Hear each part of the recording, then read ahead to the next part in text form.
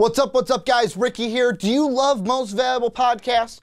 And are you like myself where things that you like, you just have to let people know because they've got to be on your t-shirt at all times? If you do, you're in luck because we got Most Valuable Podcast t-shirts. You've probably seen myself, Dave, Mark, Sean, Brandon. You might have seen us wearing these t-shirts in videos. The good thing is now you can get your hands on one too. How do you do so? First off, send us an email, mostvaluablepodcast@gmail.com. Give us your name, your size, your address. We will then send you an invoice through Square. That's how you'll pay for it, $22 per shirt. And then after we get the money, we will send you a great Most Valuable Podcast t-shirt for you to wear so you can tell everybody that you love listening to Most Valuable Podcast. So go check it out. The directions are also in the description. What are you waiting for?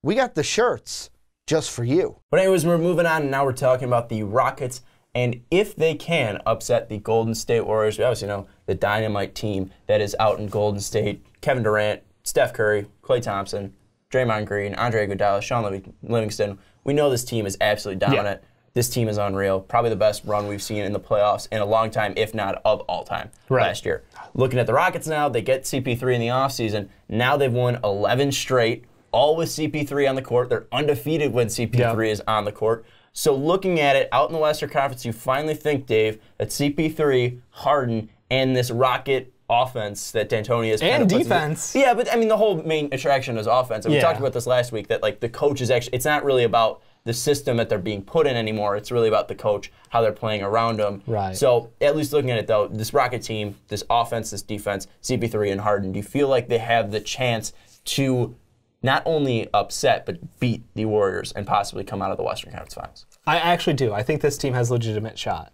It sounds crazy because honestly, like, we've never seen a collection of talent like the Warriors. Like, this is just bizarre. 4 All-Stars on the team, scoring champion, MVPs. I mean, it's absurd the amount of talent. But at the same time, I don't know that we've seen a team with a roster built out so well for one specific function, and that's high efficiency shots. It's threes that are high efficiency because the majority of the time ball movement creates opportunities, and then extremely high efficiency shots down low, whether it's pick and roll going to the hole or whether it is just Clint Capella and alley-oops everywhere. Their offense is dynamic. Their defense has been performing better than anybody expected. Honestly, this team right now should be the scariest team in basketball, and I think that if they go into a series, it will be close. The only concern I have is, like, this is going to say everybody's healthy, and this goes for both ways, whether we're talking Steph's health or Harden or anybody. Both healthy all the way through. I honestly think it would be a 7-game series, and I would right now, and the season's not over now, I would right now say it's like 50-50 in my mind. Really? Yeah, I'm very on the fence on this.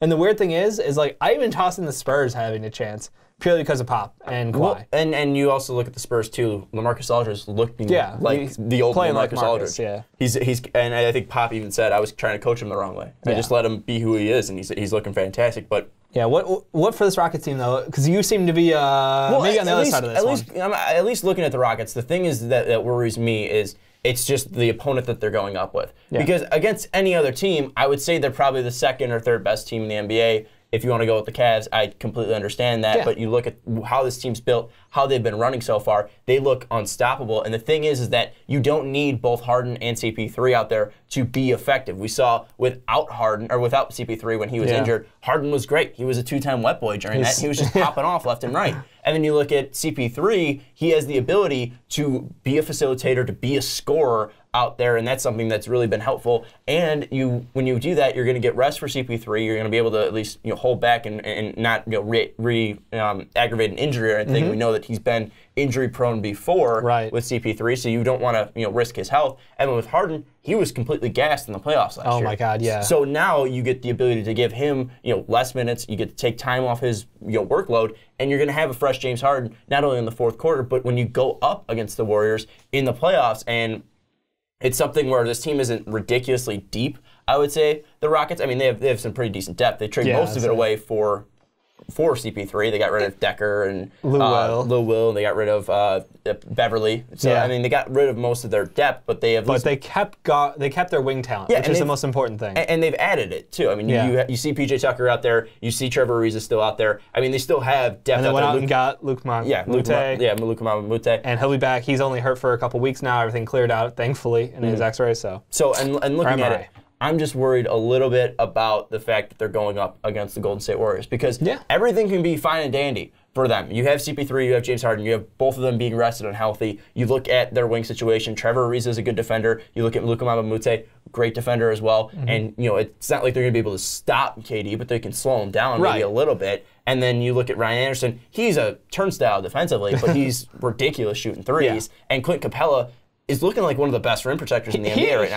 He was on the MVP rankings. Yeah, he's like he climbed his way back up there. He's like 7th or 8th Ridiculous. in the MVP ranking. But I mean, looking out there, I mean, I wouldn't say he's the MVP at all. But the numbers he's pointing out and the efficiency and just contributions. But he's doing exactly what he needs to do. Yeah. And that's something where we look at the Warriors. Everyone on that team, they do what they exactly need to do. So at least going to the reason why I'm worried about the Warriors, it's not anything, the fact that the Rockets can't do exactly what they need to do. I think this Rockets team is great. It's just the fact that you have Steph, who is probably the best three-point shooter that we've ever seen. Yeah. Clay gets hotter than a microwave out there, hotter than a toaster. Yeah. Draymond Green is one of the most versatile players in the NBA right now. And then you throw in Kevin Durant. Yeah. And I get that Andre Iguodala is looking old out there. He's not looking like the same Iggy. You look at Sean Livingston. Livingston's great, but is he truly a six man? Truly, can he be a guy that keeps up the scoring when Steph, Clay, and Durant aren't out there? You could look at Steph, Clay, and Durant too, and you look at their usage. They're not being used that much, so that's something that at least benefits them. Same with Draymond. But then you look down low. I would say Rockets have the advantage with Clint Capella. But I think the one thing that at least makes me worried is just the track record the Warriors have, and the fact that you saw that they were so dominant last year, and the only team that really gave them trouble was the Spurs for 3 quarters. Yep. And that was until Kawhi went down. And I just feel like, at least looking at this Rockets team, I feel if we see another absence where CP3 goes down or Harden looks completely gassed out there, that just completely takes them from being able to compete with the Rockets to being the 4th or 5th best team in the Western Conference. Yeah, because again, I mentioned that they were so good without CP3, but I don't know if that's going to be consistent. Right, and I completely understand those concerns, and that's one of the things is as long as they can keep that backcourt match between CP3 and Harden going back and forth. And honestly, CP3 has been ungodly. Like the turnover to assist ratio is just incredible. He plays so clean. He's such a smart player. And I agree. If you can run in the playoffs where both of those guys are healthy and can get decent amounts of rest, I'm not concerned because what we saw last year was Harden gassed and also game planned against. Like there was clearly the easiest way to shut down this Rockets team was if you can stuff up Harden, if you can play physical on Harden up front and don't let him do those ticky-tack fouls, which his free throws have gone way down this year, but he's still getting it done, which is even more impressive, I think.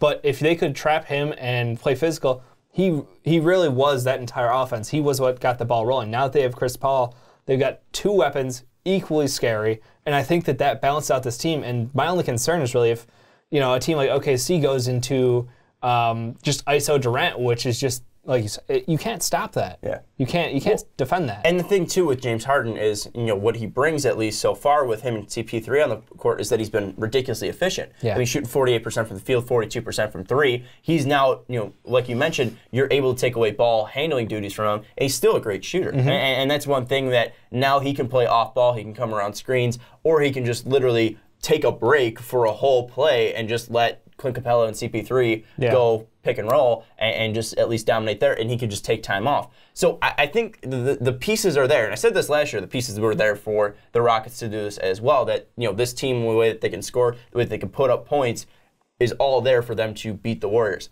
I think overall, though, it's the fact that CP3's health is still something that worries me. And I know we said take injuries out of it. I think if we take injuries out of it, the skill, the ability to score is all there. But the one thing that I just worry about is the intangibles of the Warriors, the fact that you have 4 players that are probably all top 15 players. I mean, at their best, top 20 at least, if you want to at least where stretch Dre's that to there. Arguable. Yeah. Yeah, so 20. We'll just say top Drain Clay, 25. yeah, fine. You could say top 25. You have two all-time greats Yeah. in Steph and Kevin Durant. You also have the experience together, experience in the playoffs as well. That I think counts for a lot. We didn't even talk about that. It's the fact that they did the incredible run last year, but they've been in the finals 3 straight years. And now it's coming back to, okay, another year. This is a Rockets team where, yes, they got to the playoffs last year, but they're completely gassed. They were shelling themselves the year prior. It's just how much gel time during the playoffs, how much did that build up and the experience? That's the kind of thing that it doesn't show up on paper for this Warriors team, but something even on top of their talent that's just like, oh yeah, they've got that going for them too. And the thing too is that I think that you look at Chris Paul and you look at James Harden, and those two guys need to be the only two gelling out there really. Because I mean, their game styles are going to work with cardboard boxes out there. But at least so far, you see that they're gelling, and that's something that you don't have to worry about. Gelling was the wrong phrase, maybe. Yeah, no, I know, but I'm just saying, like, I think it's just the experience in the playoffs that is going to help them. Because I mean, everyone talks about CP3 choking in the second round, but I don't think that's going to happen. But then you look at Harden. I mean, Harden hasn't been dominant in the playoffs again. I mean, it's not like he's had a ton of help when he's been in there, but I think looking at it, I feel the experience of Steph, Clay, Kevin Durant, and Clay. If you're able to, at least if one of them, has a bad night, you have 3 guys to pick him up. Right. Where with Houston, you have Eric Gordon, but Eric Gordon's been inconsistent so far this year. He hasn't been outstanding. Right. And then you look at Harden. If Harden has a bad night, then it's all on CP3. And it's not like CP3's been, Well, you still got Clint Capella. You got Clint Capella, but then again, Draymond is such a physical and good defender that if he's able to guard the pick and roll and he's able to at least slow down Capella and make it tougher, make tougher shots for him, then it's going to be something that is going to take Capella out. So then you got CP3. Well, that's one of the. Did you get a chance to watch the Pelicans game against the Rockets, where they just abused both having Harden drive in and having Clint Capella play baseline? And it's like choose your own poison, because if you guard Harden, he flips it up to Capella. If you guard Capella, Harden has an easy drive to the basket. But those kind of plays that they run often enough, you have to have answers for those. But they do. That's the thing is, you look at the Pelicans. I understand AD, Boogie, and all those guys. I don't remember exactly the lineup. AD was out. Yeah, AD was out. But the thing with that is you got to look at not only the lineup, but you got to look at the coach. I mean, Steve Kerr is. I mean, Steve Kerr's a great coach. Yeah. And when he's out there, not maybe. to bash Elvin Gentry, but I mean, Steve Kerr is a fantastic coach, so he's going to be able to game plan around that. And I know people look at the opening game where Houston did beat Golden State, but then again, you can't really take too much into it. It was only a 1-point win. Yeah, it was an incredible way to start the season. Yeah, it was at Golden State, but again, it's something where you even look at you look at Harden. Will he be able to shoot 43 from the field, 44 from 3, and put up 27 points per game, and 11 assists and 6 rebounds? I say, what's his average right now? It's those numbers, pretty much. But he's not going up against Golden State every night. I know. And then you look at Chris Paul. So when we get into game, a series where you learn the ins and outs of a team, that's where you're concerned. You think that's where the Warriors' experience takes over? Yeah, and I think one thing too. I mean, you look at the first game too. Chris Paul was hurt. Yeah. So we haven't seen exactly what Harden and Paul can do against the Warriors this year. We'll see on January 4th when they play each other. But I think the reason why I have difficulty saying that they will do it is because it's the Warriors. Right. And we look at exactly who the Warriors are, who the Warriors have been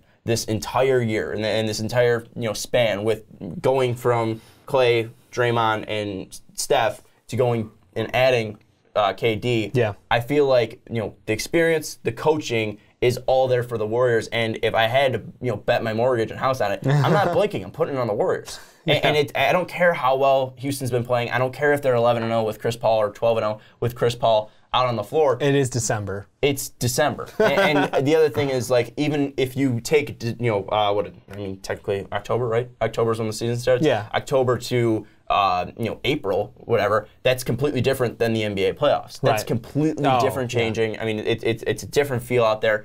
Plus, you don't know what's going to be happening in the first 2 rounds, what the confidence levels are going to be at. And I feel like even if the Warriors don't blow through the first, second rounds, they'll still be able to at least get up and be confident going up against the Rockets because they've been there before. They know they're a better team. They know they have Steph and KD out there. Yeah. I feel like it's going to be interesting, and I think that's why the January 4th game is going to be so interesting because you're going to have to see what CP3 and Harden, if both healthy, can do against the Warriors. And I feel like if it's going to happen, I think for the Rockets to win, I feel like Steph and Clay are just going to have awful awful series. We, and not we even watched that happen. Yeah, and that's for the playoffs last year. But like, it's gonna happen. It's gonna have to happen for them to actually pull the upset. Yeah. I mean, they had terrible series last year. Yep. They still won. Yeah, and that's the thing. It's they're the Warriors, so they can do that. It's like we still have an MVP and a Defensive Player of the Year candidate yearly. So you know what? No sweat that our guys aren't hitting their shots right now. So if you were gonna have to say which team needs to make a move, if you're gonna look at the Rockets, do they need to add more wing help? Do they need to add more shooting? Or would you look at the Warriors and be like, we need to add more bench pieces? Because I know Jordan Bell's been there. Jordan Bell's been cash considerations on there. Yeah. But do you feel like... I refuse to use his real name. Which team do you feel like needs to add more? Because, again, Iggy and Sean Livingston have been great before, but we don't know if they're going to be consistent. Right. I think I cautiously want to say that the Warriors should look for some help out there. And it's cautious because, again, you don't want to rock the boat. You don't want to kick anybody out because you have had consistency in that locker room. You have had these veteran leaders really help guide that second unit. And when I look at that team, it seems crazy to be like, nah, they need to go out and get somebody else. They don't need to. Neither one of these teams needs to do anything. Mm-hmm. But if they want to help their chance, I could see if either of these teams going out and getting someone, I could see them doing it. I could see like the Rockets making some weird play for like Nico. Yeah. Just, it could happen. But I see the Warriors as a team who might want to tweak something. And the one thing, too, is looking at the Warriors, at least with the people that they did bring in free agency, I think it's also interesting to see what they'll do with Nick Young. He's only getting 13 minutes right now. Yeah. He's been in all 27 games, but he's shooting pretty decent clip, 41% from three. We know he's a great shooter. We know he can pop off. I mean, last year he had a career year pretty much, or not a career year, but he had one of his better years, putting up 13 points per game for LA. I feel like it could definitely be interesting to see what the Warriors have on that bench and how much they'll actually explore that going through. So I feel like if a team's going to make a move, it's going to be Morey, because the dude's a maniac, and he's going to try to do something to make sure they win. If I had to put my money on it, though, there's no way Rockets beat the Warriors. I feel like they have the skill and everything, but if I had to put my money and say pick a winner, Warriors still. Yeah, you can't bet against the Warriors right now. But I think it's been 12 games compared to 3 years. Yep, I agree. So, anything else? No, I mean it's hard to argue with the fact that the Warriors are who we thought they were. January 4th will be a huge telling sign. It's like just don't punk us and like sit 3 people. That's all I ask. Well, I don't think they're going to do it though. I feel like if it's a primetime game, they can't, right? They sort of can. There's loopholes. Okay. Anyways, tell us if you think the Rockets can defeat the Warriors in the comments down below. Do you think we're out of our gourd? Do you feel like the Rockets are easily the best team in the NBA? Dave almost said it. I think I had a puncher's chance. You almost said it. I'm just saying before we hit record. Yep, I did. Almost said that they were the best team, and then you went with the loophole and said, well, record-wise, they are. So tell us, do you feel like they are the best team in the NBA? Do you feel like they can finally take down the Warriors, and maybe we'll see a different team in the NBA Finals this year? But let us know in the comments down below. I do want to say, though, you look at the Chicago Bulls, a team that the record they shattered with 73 wins. 3 years straight to the finals. I know Jordan left basketball, but maybe the 3 years is over. Maybe it's only a 3-year window for NBA teams. Let us know down in the comments below.